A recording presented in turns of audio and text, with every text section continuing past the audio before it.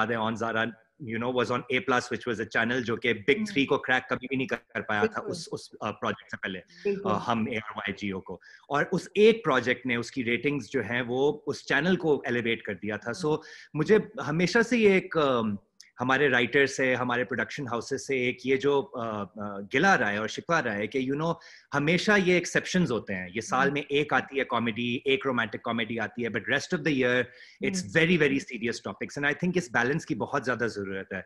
Speaking for my self, मैंने इससे पहले किया था सुर्ख चांदनी, जो कि मेरे लिए एक बहुत ही डिफिकल्ट प्रोजेक्ट था. मुझे लगता है कि it was a great learning curve मेरे लिए as an actor as well, but it was a very बहुत इंटेंस प्रोजेक्ट था वो. और फिर अहदे वफा में भी while there was a lot of humor, a lot of comedy initial episodes में, आगे जाके उसमें बहुत ज्यादा सीरियसनेस भी था. So I was itching to get back to comedy. आज तक लोग ऑन को याद करते हैं और मेरे व्लॉग्स को याद करते हैं, and I really wanted to do something, specially ये जो कोविड का जमाना आया है, ये तो क्या कहते हैं, it has really as a collective nation हम डिप्रेशन का शिकार हुए हैं. जो बहुत पॉजिटिव आउटलुक और बहुत पॉजिटिव माइंडसेट रखने वाले लोग भी थे, वो भी काफी मुतासिर हुए हैं इससे. सो फॉर मी, आपने बिल्कुल सही कहा, इट वाज टच वुड के it was coming back full circle. और खैर हम ऑब्वियसली इसे मजीद डिटेल में भी बात करेंगे इस पर इस एंसेम्बल, इस डायरेक्टर के साथ काम करने में इतना मजा आया. मैं तो हमेशा कहता था कि आई विश के कोई डॉक्यूमेंट्री बन रही होती इसकी मेकिंग ऑफ में, क्योंकि आई मीन बीच में पैंडेमिक आया, कास्ट मेंबर्स कुछ चेंज हुए, we had cast members coming from abroad, the pressure of shooting in the midst of a pandemic, फिर जो हम improvisations लाते थे, फिर जो off screen chemistryयाँ हमारी form हुई as friends, as co-workers and as colleagues, जो है वो बहुत मतलब it's so interesting. आपकी एक शादी भी हो चुकी है. मेरी एक शादी भी हो चुकी, जी बिल्कुल. आपकी तस्वीरें जो वायरल हुई थी, आपकी एक अदद हर ड्रामे में एक शादी भी तो लोग फैंस कराते हैं. ये आपकी बड़ी किस्मत है कि हर ड्रामे में आपकी एक शादी हो जाती है. वैसे बिल्कुल, शादी क्या, मेरे तो बच्चे भी हो जाते हैं. So Usman, you did 3 very big projects in 2019. There was Surkh Chandni, which was a social issue. Then there was Aide Wafa, which was also very serious. And then of course there was Alif, जिसमें आपका एक छोटा लेकिन बहुत significant role था. फिर आपने एक साल का लग ये रहा था कि आपने ब्रेक लिया. Whether it was a pandemic or whatever. How did Chupke Chupke come to you? Actually, मेरे साथ फॉर्चुनेटली और अनफॉर्चुनेटली हमेशा ये आता है कि या तो एक लल पीरियड आता है जहाँ पर कोई काम नहीं या कोई भी ऐसा प्रोजेक्ट नहीं होता जो कि बाहर होता है, या फिर एकदम से प्रोजेक्ट्स पे प्रोजेक्ट्स आ जाते हैं. अहदे वफा चुपके चुपके की शूट के दरमियान ऑफर हुआ था, और इनिशियली मतलब बहुत तो नहीं पर थोड़ी वक्फे के बाद उसकी शूट स्टार्ट होनी थी. तो आई वाज थिंकिंग कि मेरी सुर्ख चांदनी की शूट खत्म हो चुकी होगी, बट अनफॉर्चुनेटली वो ISPR ने भी कुछ प्रेशराइज किया कि no, we need to start now. So उसकी वजह से कंकरेंटली प्रोजेक्ट्स आ गए. चुपके चुपके मुझे ऑफर हुआ था आई थिंक राइट आफ्टर अहदे वफा की शूट खत्म हुई थी, विच वाज अराउंड एंड जनवरी. और मैं खुद भी बहुत इंटरेस्टेड था, बिकॉज उस वक्त तो ये था ना कि it was suppose to be एक 2 महीने का प्रोजेक्ट जो कि पिछले रमजान को एक्चुअली लगना था.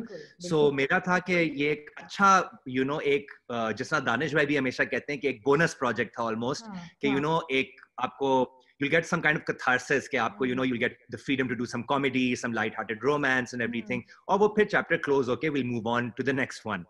But unfortunately वो pandemic आ गया और फिर सब shoots रुक गई. I know कि कुछ shoots चल रही थी, but हमारे we were very particular as cast के तौर पे भी और crew के तौर पे भी कि अगर pandemic है, अगर SOPs follow करनी है, तो अभी maybe it's not the right time to continue the shoot. Right. So shoot रुक गई, फिर थोड़ा मैंने अपनी कोई self improvement पे काम करना शुरू कर दिया. तो कुछ बीच में projects आए भी थे, कुछ offers आई थी कि आप ये in the middle कर लें. But frankly मेरा हमेशा से kind of ये रहा है कि I want to focus on one project at a time, specifically अगर वो अभी शुरू हुआ है. अगर वो tail end पे है, फिर आप entertain कर सकते हैं possibility, but कि आप कोई और project भी लें. लेकिन उस time पे I really wanted to focus and get Chupke Chupke over and done with, जिसकी वजह से, और plus मतलब मैं घर भी आना चाह रहा था, जैसे मैंने कहा कि मैं कराची में फंसा रहा था for about 4 months. So I really wanted to come back home, spend some time with the family, थोड़ा सा ये साल जो है वो इंट्रोस्पेक्शन का भी रहा है, थोड़ा अपनी मेंटल हेल्थ भी इम्प्रूव की है मैंने, जितना जितना मैं कर सकता था। So that's why I think के वो बीच में एक ब्रेक आ गया बिकॉज डिलेज वगैरह भी आ गए चुपके चुपके की शूट में, कुछ प्रोडक्शन के मसाइल भी थे। सो हमारी shoot effectively I think March के एंड में इस साल खत्म हुई है। सो अब नाउ जी जी जी यस प्रैक्टिकली ईयर। ऑब्वियसली बीच में 4 महीने का ब्रेक था, फिर कुछ रिप्लेसमेंट्स की वजह से कुछ सीन्स रीशूट भी करने पड़े, कुछ सीक्वेंसेस और वजूहात की वजह से रीशूट करने पड़े, तो it just took a very long time, जितना मेरे ख्याल से ना डायरेक्टर को, ना प्रोडक्शन को और ना किसी कास्ट मेंबर को अंदाजा था कि ये प्रोजेक्ट इतना टाइम लगाएगा। But at the end of the day I believe it was all worth it because माशाल्लाह it's gotten such great game. Great feedback. So absolutely.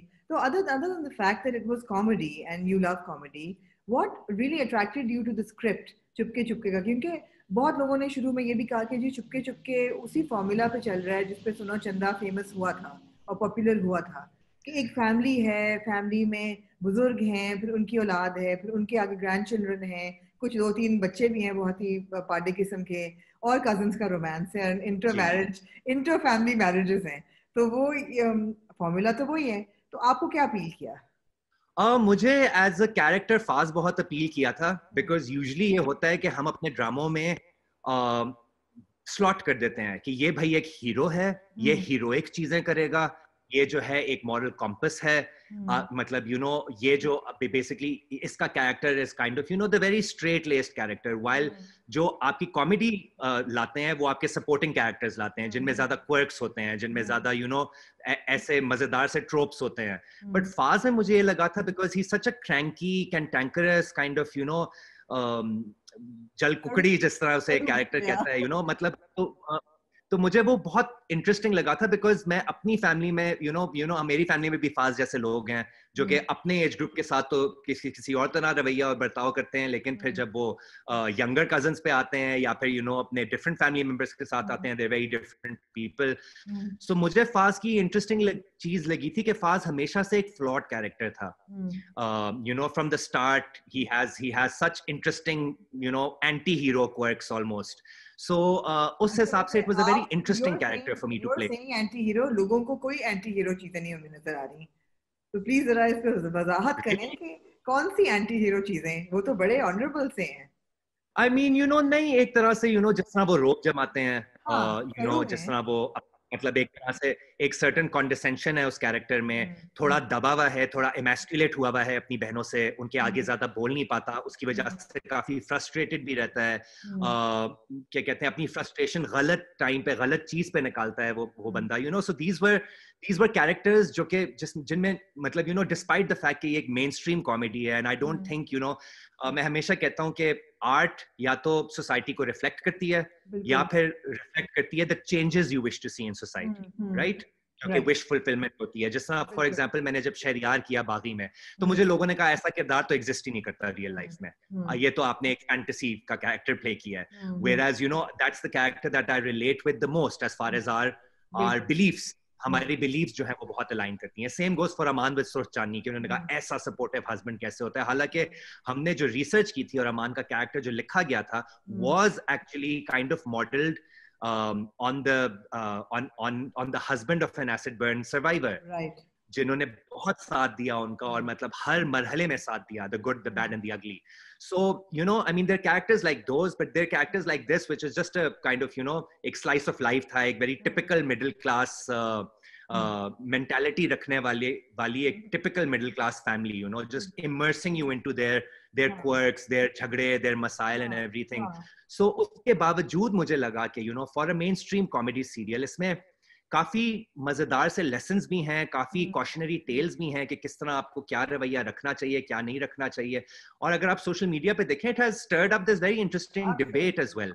और एंड द फैक्ट दैट कभी आपका कोई कैरेक्टर हीरो होता है, कभी आपका कोई कैरेक्टर हीरो होता है, कभी आपका कोई कैरेक्टर फेवरेट होता है, so that's I think the real Triumph of a show like this. और मुझे यही चीज इसकी मजेदार लगी थी कि these are fun flawed characters जिन आपको डेफिनेटली किसी ना किसी का अक्स नजर आएगा आपके अपने इर्द गिर्द जो आपके लोग हैं, चाहे वो आपके फैमिली मेंबर्स हों, चाहे वो आपके दोस्त हों.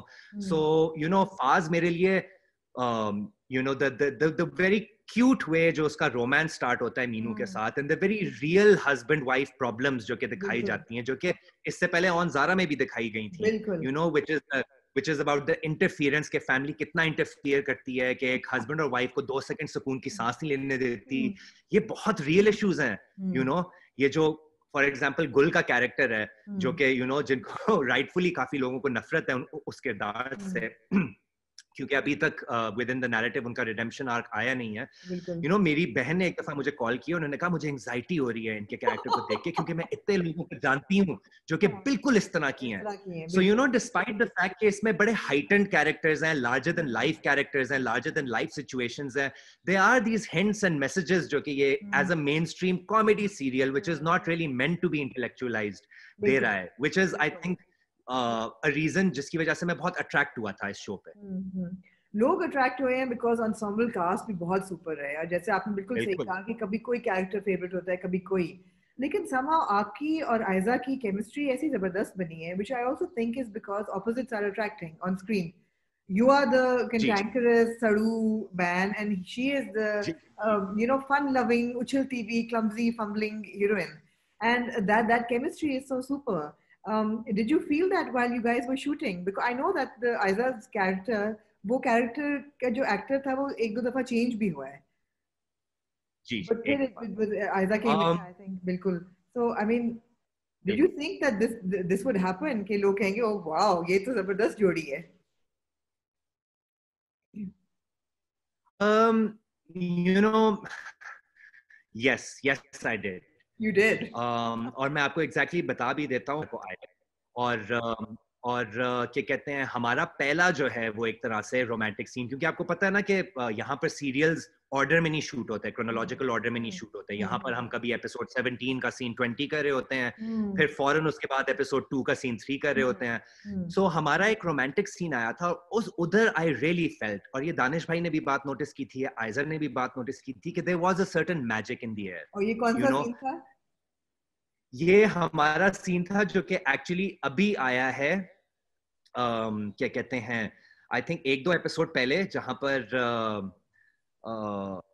फाज और मीनू का एक छोटा सा झगड़ा हो रहा होता है, और क्या कहते हैं वो उस्ताद जी कहती हैं, और मेरा कैरेक्टर कहता है शुक्र है भैया कह के रिश्ता खराब नहीं कर दिया, and she bursts out laughing, और फिर मैं भी हंस पड़ता हूँ, और हम एक दूसरे को एक लुक कराते हैं. सो वो एक मोमेंट था. उसके बाद दानिश भाई ने कहा, और एक्चुअली you know वो एक होता है ना, cast was smiling, crew was smiling, you know, director बहुत खुश थे. He was like, this is just working. कुछ है इसमें, कुछ एलिमेंट है which is just working. So you know, और प्लस मैं तो आयजा की जितनी भी तारीफ करूं कम है. मैं हमेशा कहता हूँ मुझे हल्के से, जब वो आ रही थी प्रोजेक्ट में, मुझे रिजर्वेशंस थे, because Aiza was not really known for her comedy, right? And क्या कहते हैं, आयजा ने अभी मेरे पास तुम हो किया था, जो कि इतना सीरियस और इतना इंटेंस प्रोजेक्ट था उनका. You know, so for her to jump from that to this, you know, obviously a slight flicker of doubt आता है आपको कि you know, especially because there was another actress working in her role beforehand. But the second she came in, you know, इतनी तैयारी करके, इतना एक learning curve भी होता है ना आपका as a fellow actor, head to toe she was prepared. अपना wardrobe किया था उन्होंने, अपनी स्टाइलिंग कराई थी उन्होंने, अपने प्रॉप्स लेकर आई थी वो, और वो कैरेक्टर में ऐसी ढली हैं कि यू नो मतलब 1 सेकंड नहीं लगा. उनके पहले सीन मेरे साथ नहीं था, उनका पहला सीन, पर मैं